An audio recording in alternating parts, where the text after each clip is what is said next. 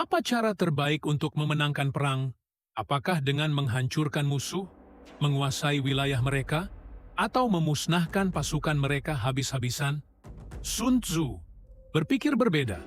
Di bab ketiga ini, yang berjudul Menyerang dengan Strategi, Sun Tzu menunjukkan bahwa kemenangan sejati bukanlah tentang menghancurkan, tapi menaklukkan tanpa merusak.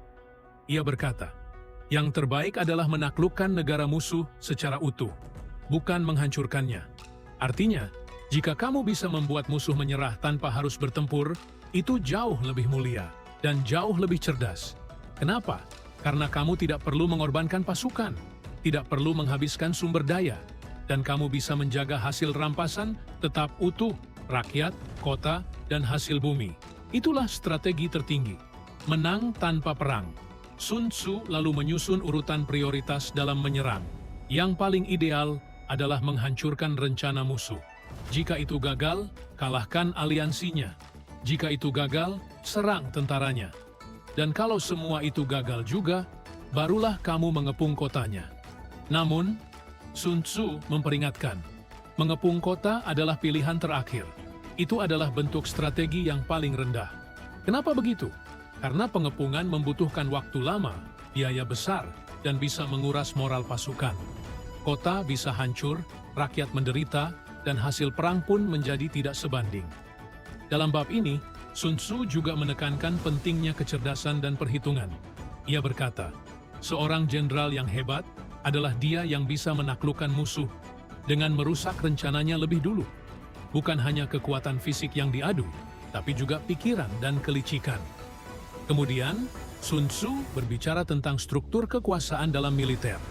Ia menyebut 3 jenis pemimpin, penguasa yang bodoh, tapi mencampuri urusan militer jenderal yang tidak bisa memimpin, dan pasukan yang tidak disiplin. Gabungan dari ketiganya pasti membawa pada kehancuran. Maka dari itu, seorang jenderal harus diberi kebebasan untuk mengambil keputusan di medan perang, bukan dipaksa mengikuti perintah politik yang tidak memahami realita di lapangan. Sun Tzu percaya kemenangan membutuhkan kejelasan komando, kecerdasan strategi, dan kesiapan pasukan. Dalam bagian akhir bab ini, Sun Tzu kembali mengingatkan, jika kamu mengenal musuhmu dan mengenal dirimu sendiri, kamu tidak akan pernah kalah. Namun jika kamu tidak mengenal musuhmu, meski kamu tahu dirimu sendiri, kamu akan tetap berada dalam risiko. Dan jika kamu tidak tahu tentang dirimu, juga tidak tahu tentang musuhmu, kamu akan kalah lagi dan lagi. Bab ketiga ini menegaskan bahwa kekuatan bukanlah segalanya. Strategi, akal, dan pemahaman terhadap musuh adalah kunci kemenangan sejati. Jadi, apa pelajaran dari bab ini?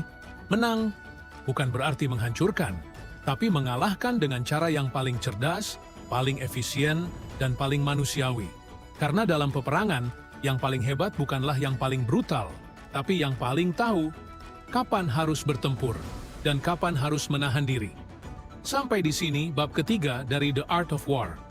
Bab selanjutnya akan membawa kita ke seni menyusun formasi dan memanfaatkan posisi. Lebih dalam, lebih teknis, tapi tetap dibalut filosofi kuno yang mengagumkan. Sampai jumpa di bab 4. Dan ingat, strategi adalah senjata yang tak terlihat, tapi bisa menjatuhkan musuh bahkan sebelum mereka sadar.